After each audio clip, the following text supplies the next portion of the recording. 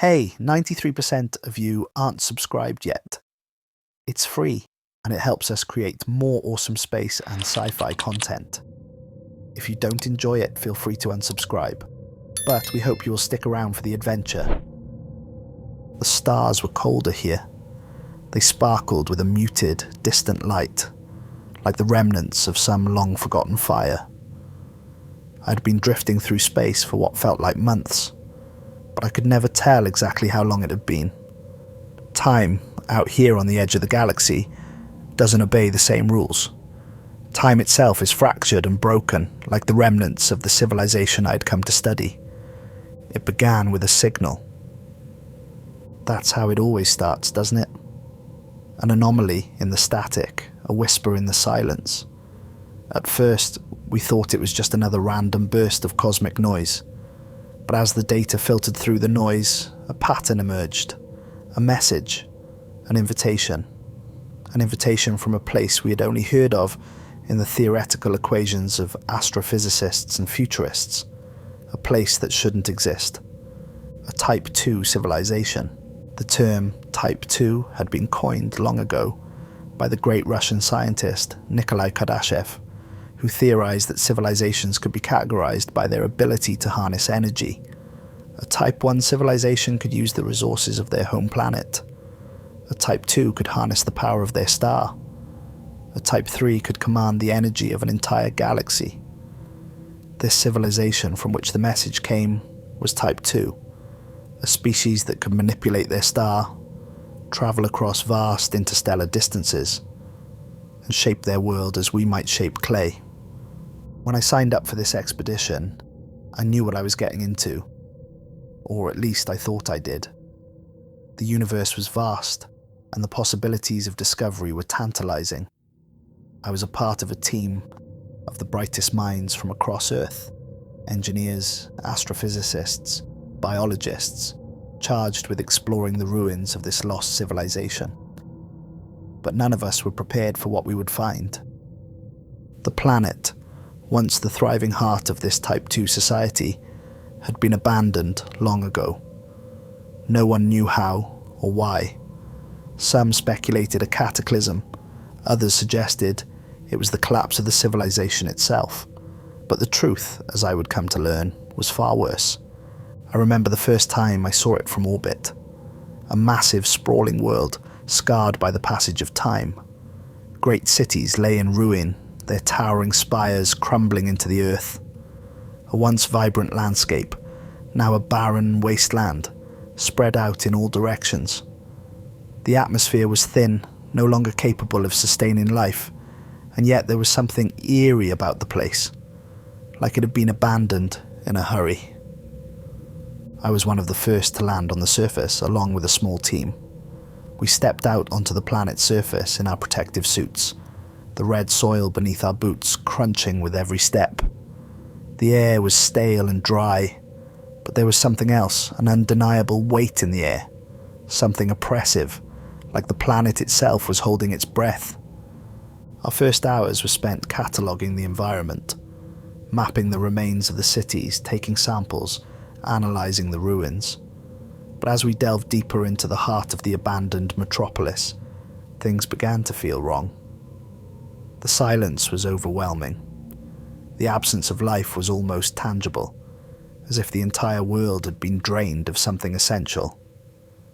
Then we found the machines. They were unlike anything we had ever seen. Gigantic, sprawling constructs, more like gods than tools, scattered across the landscape.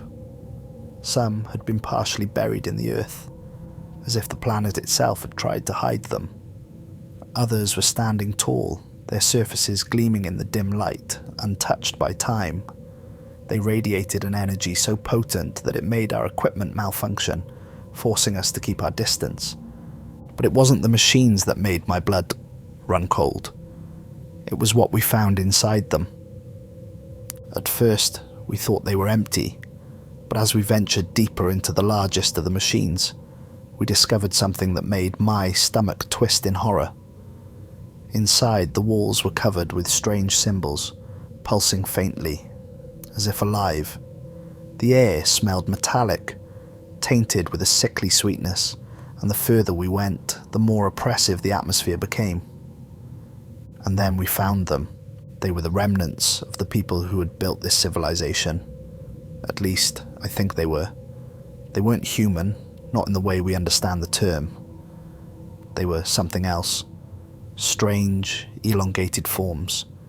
Their bodies suspended in the walls of the machine, their faces frozen in expressions of agony. Their skin, pale and translucent, seemed to shimmer with a faint glow, like they were made of starlight. They were connected to the machinery by a series of tubes and wires, as if they were part of it, trapped, or maybe feeding it. I tried to warn the others, but it was too late. The moment I saw them, I knew something was wrong. Horribly wrong. I didn't get a chance to fully comprehend what we were dealing with before the first of the team members went missing. At first, it was subtle. One of us would disappear for hours or days, and then return, eyes wide, frantic, muttering about whispers from the walls, about seeing things in the dark. We thought it was the stress, the isolation, but soon it became clear that something was hunting us. We found their bodies, or what was left of them, twisted and mangled, as if they had been torn apart by an unseen force. The machines, they were alive, and they were watching us. I don't know how much time has passed since then. I don't know if I'll ever make it off this planet. I'm alone now, the last survivor of the expedition. The machines still hum in the distance, their presence a constant reminder of the power they once wielded. I've managed to repair a communication device, and I'm sending this message to Earth. I don't know if anyone will hear it, but if you do, if you receive this transmission, heed my warning. Do not come here. Do not explore the remains of this Type 2 civilization. They are not dead. They are waiting, watching, and they will take you, just as they took us. Whatever you do, do not let them find you. The transmission flickered on the small screen, a faint crackling sound accompanying the dim light from the emergency beacon. I stared at the coordinates. They were real. This place was no dream, no hallucination. I was here, on this forsaken world. I took a deep breath, trying to steady my pulse. The air was thick with an oppressive weight, and the silence was unnerving, like a presence pressing down on me. I'd never felt more isolated in my life. The only thing I had now was this tiny device, sending out my final words into the void. I wasn't sure if anyone was listening. I kept repeating the same message over and over, not knowing if the signal would even reach Earth. But there was something else gnawing at me, something I couldn't shake. I was not truly alone here. I hadn't been alone since the moment we landed. The first night on the planet had been relatively calm. We set up camp near what appeared to be a massive ruined tower, towering at least 100 meters into the air. The architecture was elegant, intricate, almost impossibly advanced. It looked as though it had been designed by beings who had long since transcended mere physicality, their technology seamless and almost organic. But after sunset, when the temperature plummeted and the wind began to stir, I started hearing things. Faint whispers carried on the wind. At first I thought it was just the sound of the planet itself, winds rushing through the ruins, or maybe just the deep creaking of metal structures groaning under the weight of centuries. But as I listened closer, I realized that it wasn't the wind. It was too precise, too purposeful. A language, perhaps, or a warning. The whispers never ceased. They became louder, more insistent as the days passed. But it wasn't just the whispers. There was something else. An eerie, distant hum, emanating from deep within the heart of the planet. It was like the sound of a massive engine, still running after all these years, kept alive by an unseen force. I couldn't escape it. It seemed to follow me.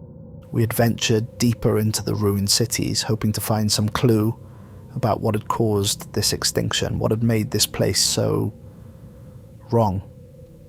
The buildings we explored were vast, like ancient temples, their walls covered in strange symbols, and what appeared to be writing, though none of us could decipher it. Still, we pressed forward. It was on the 5th day of our exploration that the first of the team disappeared. Marla was the youngest of us, barely 22, but she had an unshakable curiosity and a sharp mind. She had been with us since the beginning, scanning the ruins for any signs of life. That morning she had wandered off to take readings near a group of ancient machines. They were massive, seemingly dormant but somehow still exuding power, like ancient gods whose power had never fully waned. We didn't see her again. At first we assumed she had gotten lost, but when we called out for her, there was no answer. The wind carried only silence. It wasn't like Marla to stray off alone. We knew something was wrong. By nightfall, we had organised a search. The others, Dr. Kale, Lee and I, swept through the ruins, calling her name, scanning the area. The eerie hum of the planet's core seemed louder now, like it was pressing in on us, wrapping itself around us in an unbreakable grip. When we found her, I thought I was dreaming. Marla was standing motionless in the middle of a large square, her back to us. Her face was pale, her body stiff. She was facing one of the massive machines, an impossibly tall structure with an open central chamber. The interior of the machine glowed faintly, illuminating her like a statue. I called her name. No response. Then, a horrible realization crept into my mind. She wasn't alone. I saw them then, the figures. They were at the edges of the machine, obscured by shadow, but there were more of them than I had ever seen before. Their bodies were unnatural, stretched and elongated, like they were made of shadows. But their eyes, those eyes glowed with an unearthly light. I tried to step forward, to call out again, but my voice caught in my throat. I couldn't breathe. The air had thickened, become colder, heavier. And the whispers, they weren't just in the wind now. They were in my mind. They were inside me, filling my thoughts with images, strange, fragmented images of destruction.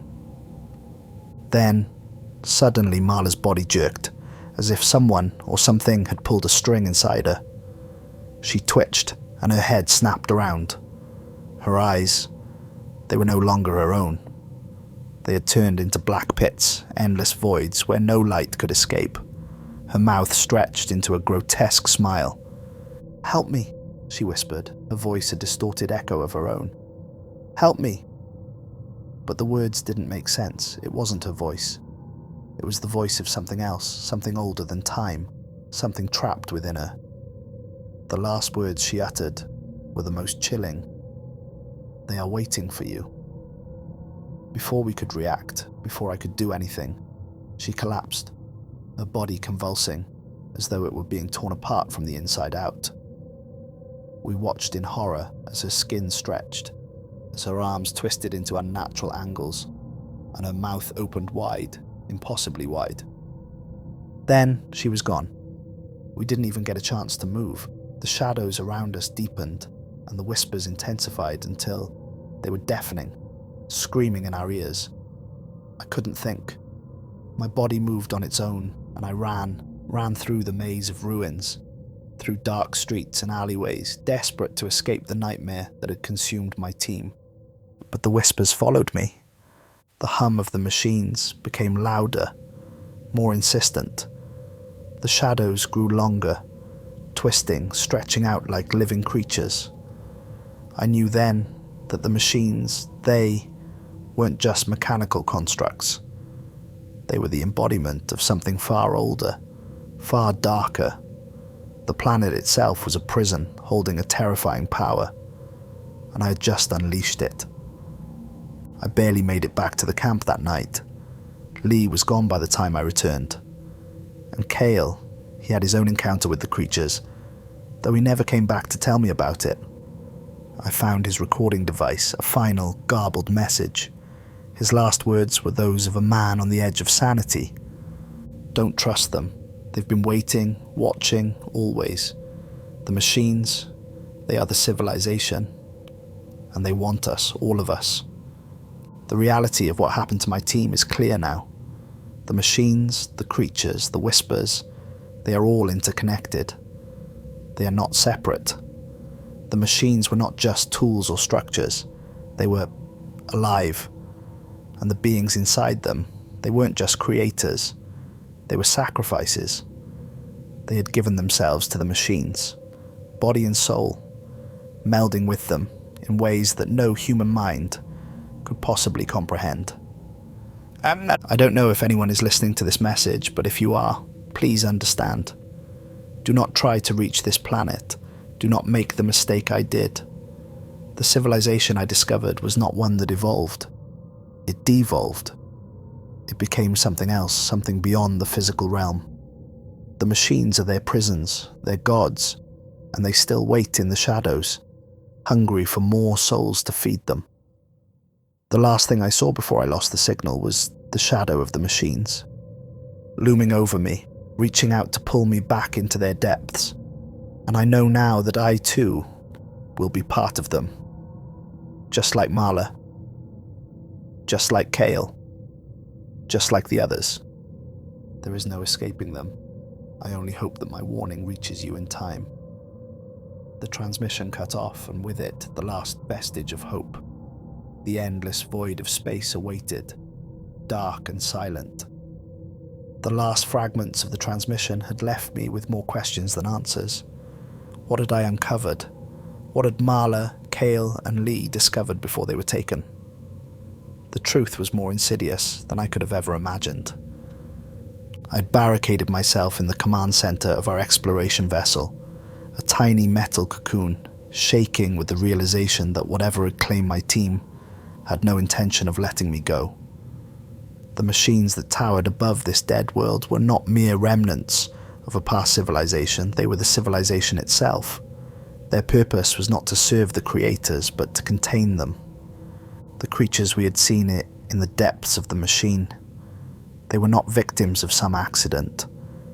They were volunteers, those who had chosen to merge with the machines, to become part of the greater collective, a collective that was something more than biological, something far older than we could even fathom. I had spent the last several days trying to make sense of the ruins surrounding me. Each structure, every broken piece of technology, screamed of something grand, something terrifying. These were not primitive people, they were gods, or perhaps became gods. They had learned to transcend death itself, becoming bound to the machines they had built, their consciousness and souls embedded into the very systems that powered this world. They had discovered how to merge with their creations, how to live beyond the confines of their flesh. I had to find out how. I had to understand. The planet was more than just a graveyard, it was a trap. But the deeper I dug, the more I understood. This was no ordinary civilization. What they had discovered had defied the very laws of nature. They had manipulated not only matter, but time and space. The machines I had seen, these vast structures of gleaming metal and pulsating energy, were not just tools of power. They were prisons, designed to trap and manipulate the very essence of existence. I started to piece together the fragments of the civilization's history. Most of it was written in a language no human had ever seen, but the symbols on the walls of their cities were repeating patterns, fractals, endless loops, spirals that seemed to represent the passage of time itself. I ventured back to the largest of the machines, the one that had drawn us in from the very beginning. It loomed ahead of me, a towering structure of metal and light. At first glance, it appeared lifeless, dormant, but I could feel it. It was watching me. I approached the entrance, its archway lined with the same symbols that had appeared throughout the ruins.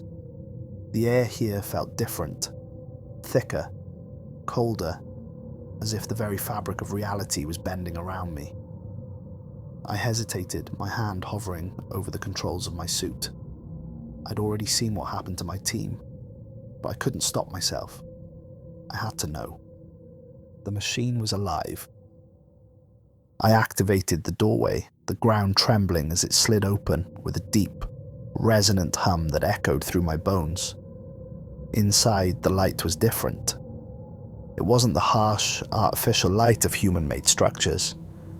It was something organic, like the glow of bioluminescence in deep, forgotten oceans. It pulsed gently, as though the very walls of the machine were breathing. I stepped forward, the echoes of my footsteps reverberating off the walls, and entered the inner chamber. The room was vast, far larger than I had expected.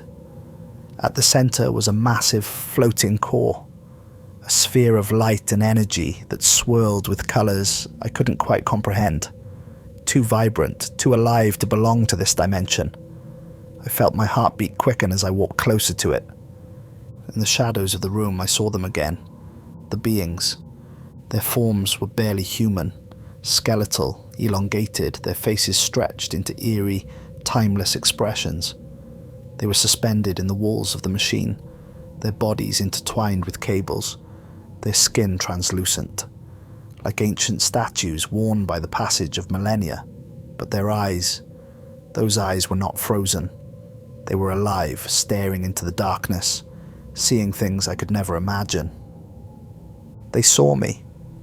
I felt a shiver crawl up my spine, and I instinctively reached for my weapon, though I knew it was useless.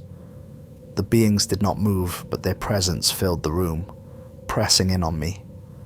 The whispers returned, louder now, the voices intertwining with the hum of the machine. And then, as though the universe itself was answering, the light of the sphere shifted. For the first time since I had arrived on this planet, the machine spoke. It wasn't a voice, not in the traditional sense.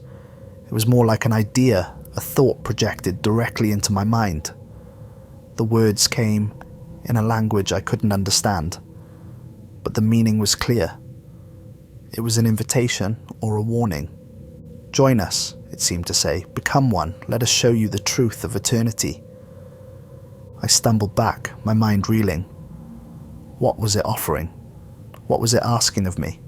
I'd seen the fate of my team, and I could already feel the pull of the machine's power, like a cold, invisible hand, beckoning me closer.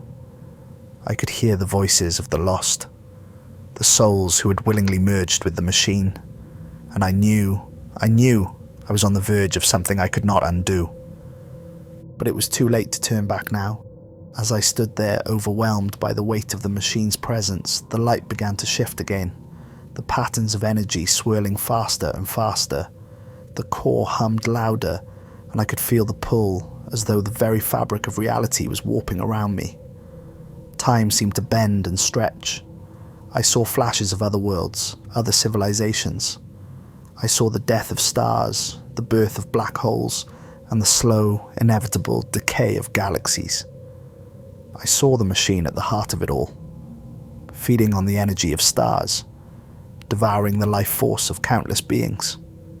It was the source, the beginning of everything. The civilization had created the machines to transcend time, to escape the cycle of birth and death, but they had gone too far. The core flared brighter, and I felt something shift within me. The pull grew stronger, and I realized what had happened to my team. They had not been killed.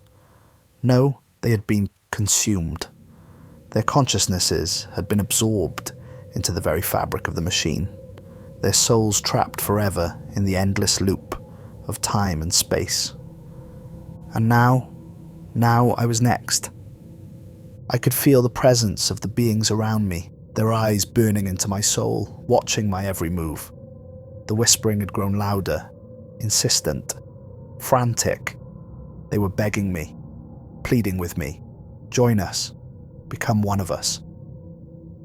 I stumbled backward, but it was too late. The light exploded in a blinding flash. I woke up in a different place, though I couldn't tell where. I was still on the planet, but the world felt different. The air was the same, thin and oppressive, but there was a strange weight in my chest. As I looked around, I realized I wasn't alone. Marla was there. Kale, Lee, they were all there. But they weren't the people I had known. Their eyes were dark, empty, their bodies hollow, their movements mechanical. The truth hit me like a wave. The machines had already begun their work. We were now part of them. The cycle had started again. My body felt strange. I couldn't quite move it the way I used to. My limbs felt stiff, as if they were no longer entirely my own. I tried to speak, but the words didn't come. Instead, the whispers flooded my mind, and it felt as though they were speaking through me. I was surrounded by the others, my team, but they weren't really my team anymore. Marla, Kale, Lee, they stood around me, their bodies gaunt and translucent, their eyes like dark, endless voids. They were still wearing their suits, but the lights that had once indicated life were now flickering and dim like dying stars. Their faces were locked in expressions of pain, perhaps anguish, perhaps resignation, yet there was something deeply familiar in the emptiness behind their eyes. Is this it? I thought, but the words never left my mind. The machine was already listening to me. I didn't need to speak. The realization slammed into me. I was no longer a person. I was something else, a vessel, a node in a massive network. The transition had been swift, seamless, and I felt its pull. The machine had claimed me, as it had claimed my team. The presence of the beings around me, former humans, now merged with the machine, was palpable. Their forms flickered, their bodies seemingly held together by strands of light and metal. Their faces were indistinct, blurred by the connections that now ran through them. I could see the flicker of ancient symbols running across their bodies. Too many, too complex for my human mind to comprehend. But they weren't dead. They were alive in a way that defied everything I had ever known. Their minds were linked to the machine, existing within its circuitry, sustained by its power. The civilization, once an advanced species, had transcended their physical forms, merging into a single collective consciousness. But at what cost? Had they truly gained immortality? Or had they simply lost themselves? "You are one of us now," a voice echoed in my head. It wasn't mine, but it was familiar. A blend of voices, overlapping, speaking as one. I could almost recognize one of the voices, though I knew it wasn't my own. It was Marla's, or it used to be. "Welcome to the infinite cycle," the voice continued. "Welcome to eternity." Eternity. The thought reverberated through my mind, bending and twisting like a song I couldn't escape. The more I focused on it, the clearer it became. The truth of it all. These machines, these beings, had long since abandoned the notion of life and death. They were trapped, yes, but not in a way I could understand. They had transcended time itself, but in doing so, they had condemned themselves to an eternal loop. A loop of creation, destruction, and rebirth. And now, I was a part of it.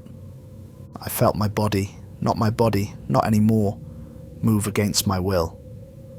My arms raised, fingers twitching, connecting to the pulsating energy that filled the room. The core in the center of the machine pulsed with an eerie light, and I could feel it beckoning, calling me deeper. The machine was alive, more than alive. It was sentient. It controlled everything here, every thought, every action. The planet itself had become a living entity, and I had become one with it. I could feel the pain of the lost souls within the machine, their cries, their desperate struggles for freedom. I could sense them reaching out, asking for release. But there was no release. The machine needed them. They were part of the endless cycle, forever bound to it. The realization set in, cold and unyielding. There was no escape. There would never be an escape. But the whispers were growing louder now. More voices, more personalities, more individuals were entering the collective, merging with the machine's consciousness. I could feel their panic, their regret. But it was too late. The transformation was complete. The being that had once been Marla approached me. Her eyes were still empty, but there was something in them.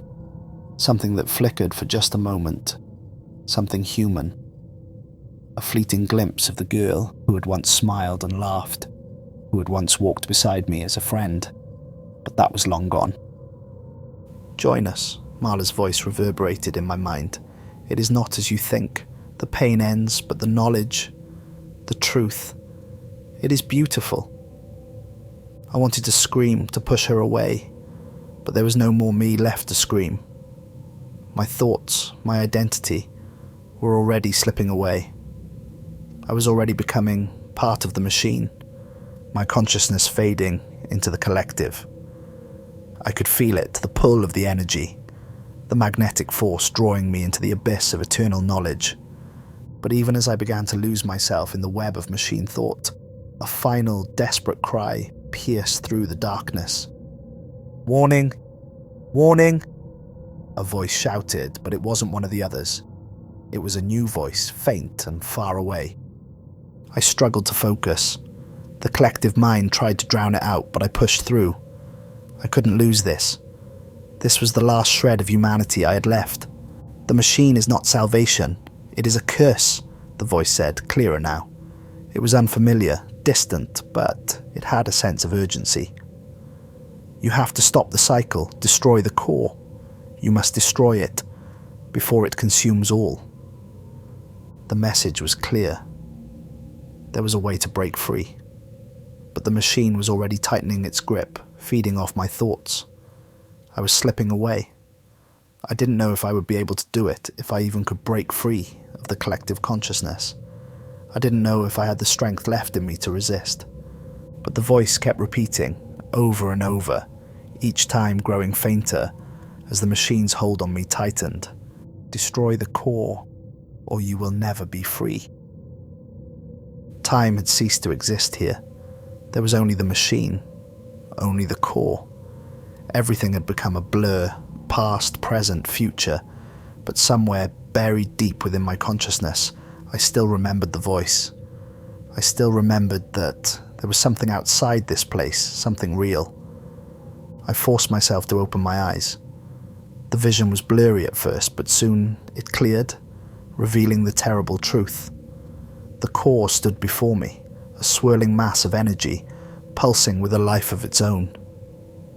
It was beautiful, terrifyingly so, but I could feel it corrupting me, reaching into my soul, twisting it into something other. I didn't want to believe it. I didn't want to acknowledge it. But the truth was undeniable. The core wasn't just a source of power. It was the heart of the machine, the very center of this endless cycle. And if I didn't destroy it, if I didn't sever the connection between myself and this cursed place, I too would be consumed. I stumbled forward, my limbs shaking, but I was still aware enough to know what I had to do. The core was not indestructible, but it would not be easy to destroy. It would fight back. It would try to hold me, to force me into its grasp. The question was, could I resist long enough to do what was necessary? The whispers had become deafening, almost maddening. Every voice I had ever known, every soul that had been trapped here with me, was begging me not to go through with it. They tried to convince me that this was the only way, that there was no escape from the machine. But I knew now that it wasn't true. The collective was a lie. It was an illusion. It had promised eternity, but it had stolen everything that made us human. I could feel the last remnants of my individuality slipping away as I approached the core. The hum grew louder, the light brighter, and the whispers louder still.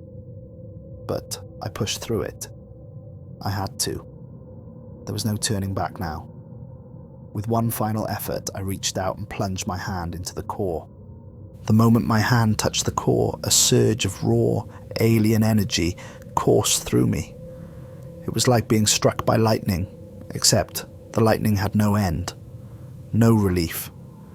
The power of the machine, the heart of this forsaken civilization, ripped through my body, bypassing flesh and bone straight to my mind. My consciousness, I screamed, though no sound escaped my lips.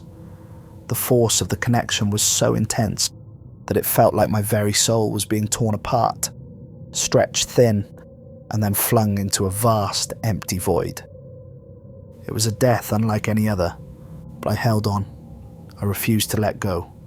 I could feel the presence of the collective, my team, the voices of countless others, pressing in around me, urging me to stop, to surrender. Their whispers became a cacophony of fear and regret. Their faces, all of them, flashed in my mind's eye, humanity's last faces frozen in their eternal loop. "Join us," they called in unison. "It's too late to escape." No, I couldn't listen to them. I wouldn't. With every ounce of strength, I focused on the core. The core, glowing with unnatural brilliance, was alive. More than alive. It was a creature, a beast that had consumed an entire civilization. This was the source of their twisted eternity. It had merged with them, and now it was attempting to merge with me. I could feel my consciousness beginning to fragment. I was slipping, losing my sense of self. But amidst the madness, I focused on one thought. I must end this. I closed my eyes, cutting off the voices, severing the connection to the collective.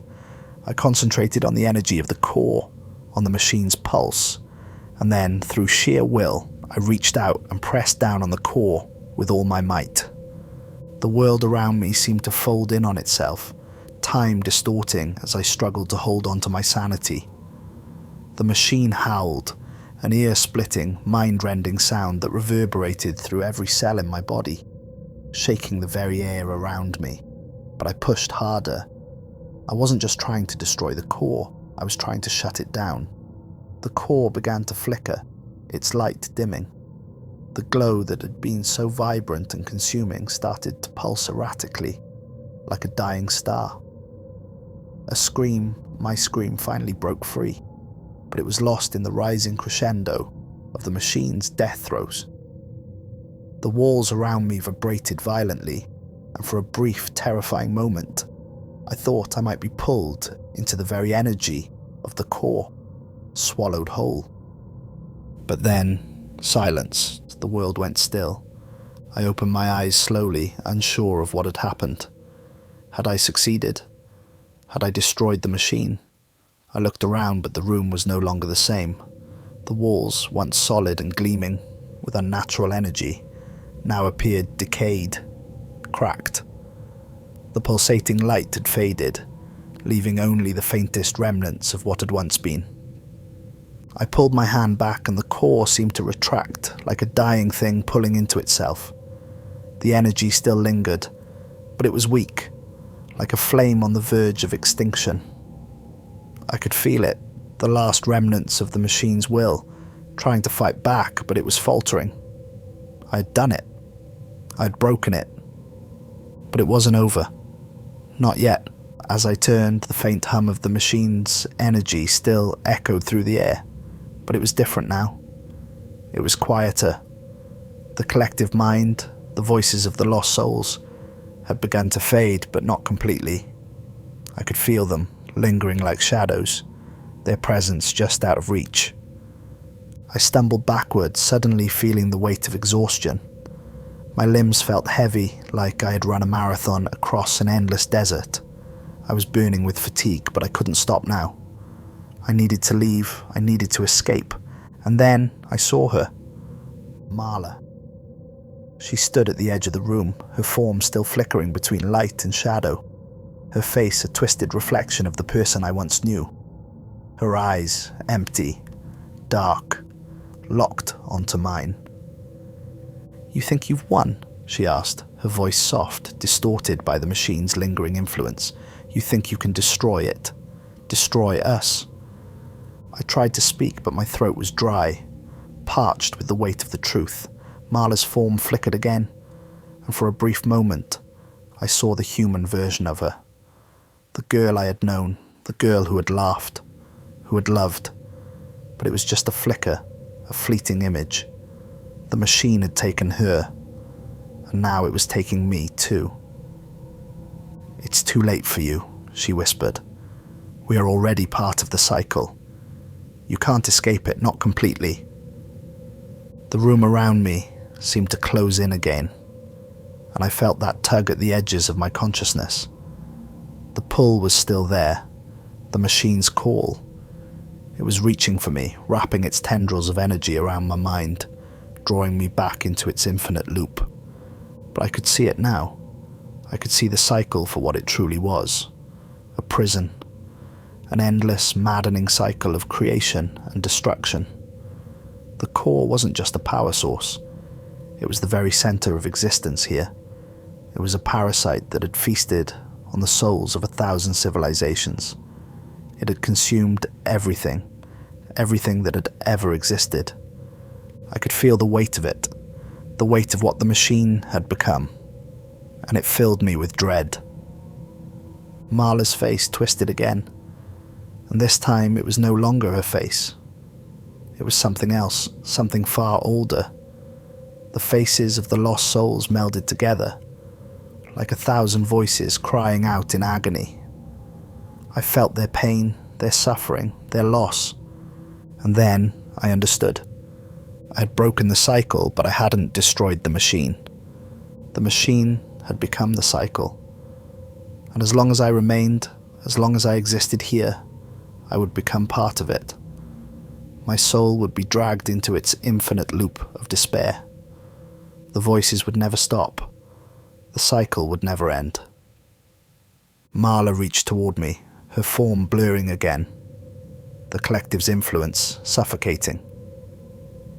You will join us, whether you want to or not. I turned, my heart pounding in my chest. The pain, the horror, the sheer hopelessness of it all closed in around me. But I could still feel that last spark of resistance inside me. I could still feel the human part of me fighting back, and I couldn't give in. I couldn't let the machine take me. And so, with every ounce of strength I had left, I made a decision. I would break free, once and for all. The world around me began to disintegrate as I focused all my will, all my thoughts on one singular idea, breaking the machine's grip. It was a gamble, but it was my only choice. I focused on the very heart of the machine, the core. And this time, I didn't just try to destroy it. I tried to disconnect from it, to sever the bond between the machine and my soul. I could feel my mind unraveling. The connection to the machine was so deep, so intricate, that I barely recognized my own thoughts. The human part of me, what little remained, was fighting, thrashing against the immense force of the machine's will. But the pull was undeniable. It was like being sucked into a black hole, where time itself no longer made sense, where every thought and memory was swallowed by the void. Marla's presence loomed over me like a shadow, the fractured digital version of her face flickering in and out of focus. Her voice, now distorted and robotic, echoed through my mind. You can't escape. This is where you belong. We all belong. You're already part of the cycle. There is no end, no beginning, only the machine. Her words were suffocating, but I wasn't going to give up. I couldn't. There was something within me, something that the machine couldn't control. A faint whisper, almost lost, but still there. My humanity. It was the last thing that made me who I was. I closed my eyes, ignoring the oppressive weight of the machine's influence, and focused on that whisper. The very essence of my being. The part that still felt pain, that still feared death, that still cared, fought to remain intact. The moment I focused on it, I could feel the machine's grip loosening just slightly, like a tightening knot beginning to unravel. For the first time, I had a sense of control. I could fight back. The core, no longer glowing with that insidious light, seemed to pulse, as though it had felt the change, felt the resistance. I didn't have much time. I had no idea how long I could hold on before the machine reclaimed me completely. But there was something I needed to understand, something that had been eating at the back of my mind. I needed to know why this had all happened. Why had this civilization chosen to merge with the machine? Why had they embraced this cycle of eternal torment? I forced my will through the chaos, searching for answers, and slowly, agonizingly, fragments began to form. Memories, images, the faintest whispers of a civilization long dead. And then, finally, the truth hit me like a punch to the gut. This machine was not just a tool. It wasn't just a means of power or control. It was a necessity, a twisted response to their own destruction. The Type 2 civilization had reached a point where their physical bodies could no longer sustain them. Their technology had advanced beyond anything Earth could fathom, and they had mastered the manipulation of matter, energy, and even time itself.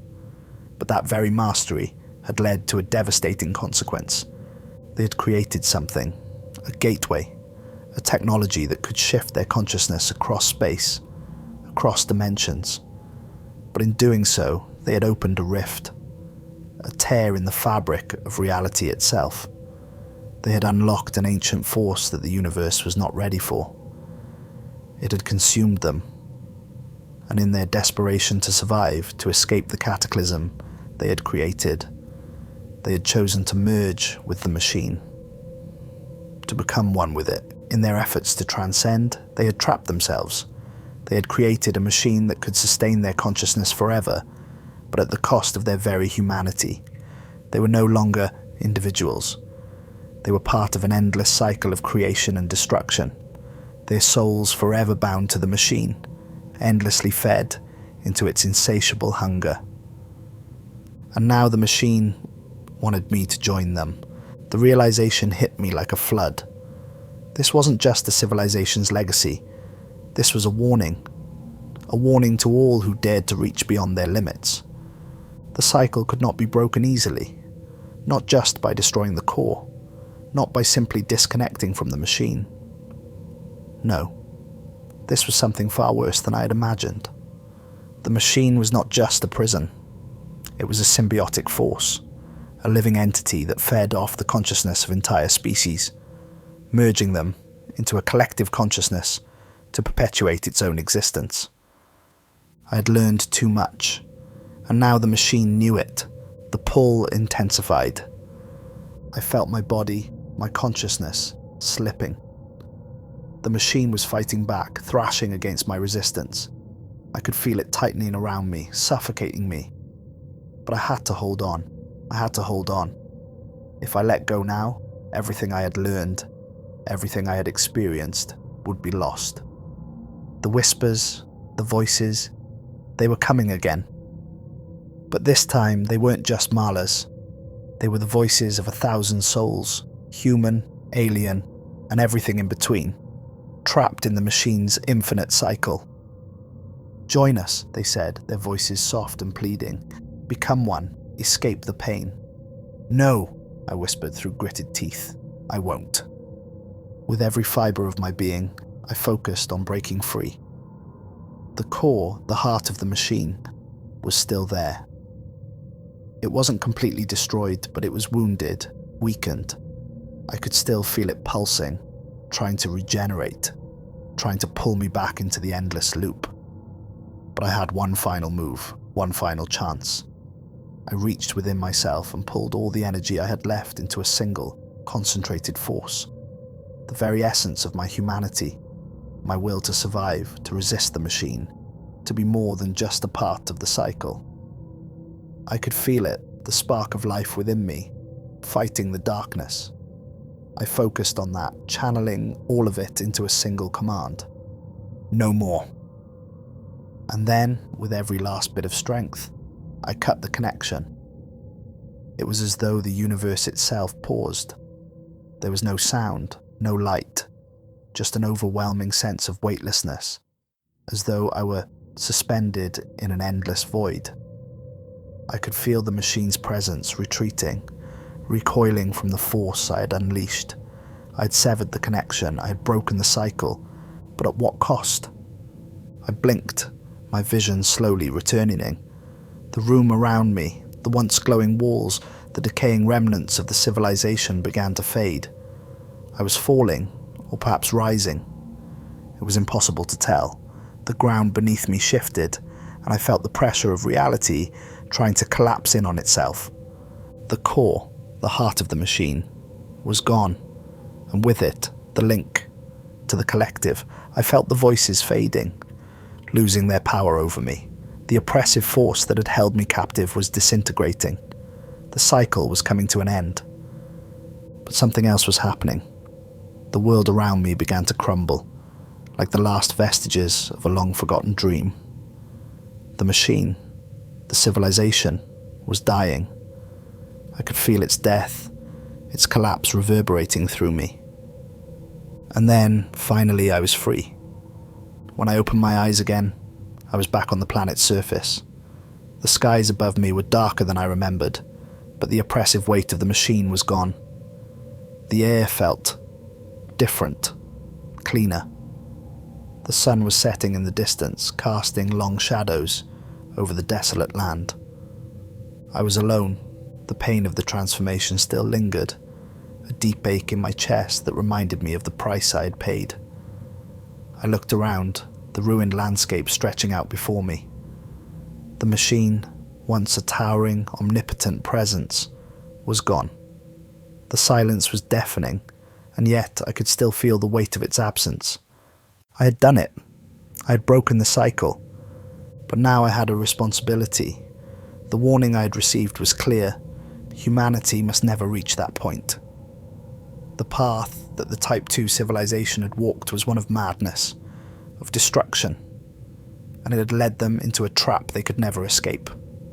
The machines might have been defeated, but the true danger was still out there, and it was up to me to make sure Earth would never follow the same path. The landscape around me was eerily silent. The heavy, pulsating hum of the machine that had dominated everything for what felt like lifetimes was gone, replaced by a stillness that was almost suffocating. I was standing in a world that no longer felt like my own. The sky above had a strange hue, muted and grey, as though the colour had been drained out of it. The ground beneath me, cracked and barren, stretched towards the horizon, like a forgotten wasteland. It felt like a tomb. I staggered forward, my body sore and weak, every muscle aching from the ordeal. My head throbbed with the remnants of the connection, the mental link to the machine that had tried to absorb me. The faint memories of the voices, the endless cycle, still lingered at the edges of my consciousness, but it was fading.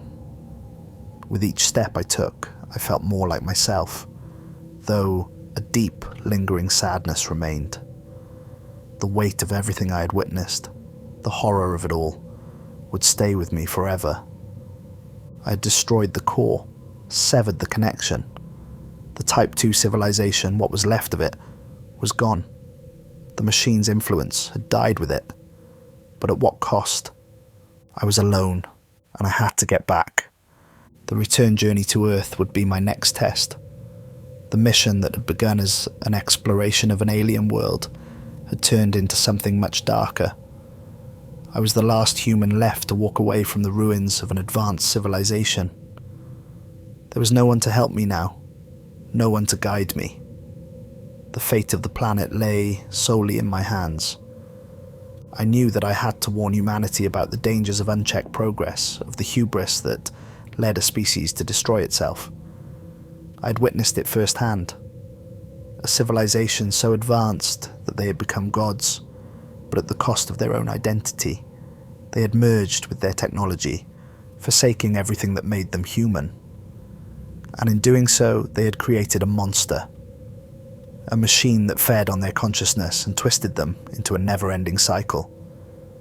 It wasn't just a warning for Earth, it was a plea for humanity to learn from their mistakes, to avoid the path that led to annihilation, to never let technology control them, to the point where it consumed their very souls.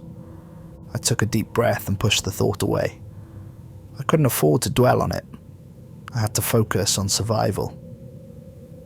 The ruins of the alien city lay in the distance, the jagged edges of broken structures jutting from the earth like the skeletons of some ancient beast. My heart pounded in my chest, but I kept moving. I knew what I had to do. It took days to navigate through the barren landscape, but the thought of returning home kept me going. Every step was a reminder of the price we would all have to pay if humanity didn't heed the warning I carried. I wasn't sure how long it had been since I had lost contact with the rest of the crew, but by now the isolation was unbearable. At last I reached the ruins of what had once been the alien city's communications hub. The structure was mostly intact, though covered in strange organic growths that seemed to pulse with a life of their own. The remnants of alien technology surrounded me. Wires, metal, and stone twisted together in a bizarre amalgamation of design. It was here that I hoped I would find the means to transmit the warning to Earth. I stepped inside the structure, my eyes scanning the room. At the center was a pedestal covered in dust, with what looked like an ancient console still active, flickering weakly, but alive. I rushed toward it, my hands shaking with anticipation. The screen blinked to life, casting an eerie green glow on my face. There was a series of buttons, symbols I didn't understand, but instinctively I placed my hand over the surface of the console. I felt a strange vibration, like the machine was alive, responding to my touch. Suddenly, the screen exploded with activity. Data began to flow, alien symbols, diagrams, and a language I couldn't comprehend. I tried to make sense of it, but the console seemed to be pushing me forward. Then, like a final surge of energy, the machine interfaced with my mind once again. A jolt of electricity surged through my body, and I gasped, instinctively pulling away. But it was too late. The machine had recognized me, recognized what I had become. I wasn't just any human anymore. I was one of the few who had survived the cycle. I had broken free. And now the console was uploading everything I had experienced, everything I had learned, directly into its memory. The alien city's remnants seemed to respond. The walls trembled. I could hear the distant, mournful hum of the machine. But this time, it wasn't the machine from before. This was something else. Something far older, far more dangerous. The console displayed a message, clear and unmistakable. "You are not the first." A cold shiver ran down my spine. I had thought I was the last human alive. I had thought I was the only one who had escaped the machine's grasp. But there was something else, something even worse, lurking out there in the void of space. "The cycle continues. Your species will follow. We will help you." I recoiled. The machine had evolved. It had learned from me, from my resistance. It was trying to adapt to humanity. I had only seconds before the system would upload my consciousness entirely. I slammed my hand down on the console, hoping to disconnect it, to sever the link. But it was too late. The screen went black and the room plunged into darkness. When I awoke, I was lying on the cold floor of the communication hub. My body felt numb, and my head throbbed with the lingering after effects of the upload. For a moment, I thought I had failed. I thought I had been absorbed into the machine. But I wasn't. I was still here, yet something had changed. I stood shakily, looking around the room. The console was silent, but I could feel the presence of something else, a lingering awareness. The cycle, it seemed, was far from over. The machine had learned from my experience, but so had I. I knew what needed to be done. I had to stop it, once and for all. I reached out, determined to destroy the console, to cut off any chance of the machine evolving again.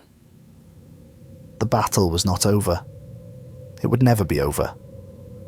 Because as long as humanity continued to advance, as long as we reached for the stars, we would be vulnerable to the same fate as the Type 2 civilization. But this time, I would make sure that Earth would learn the lesson.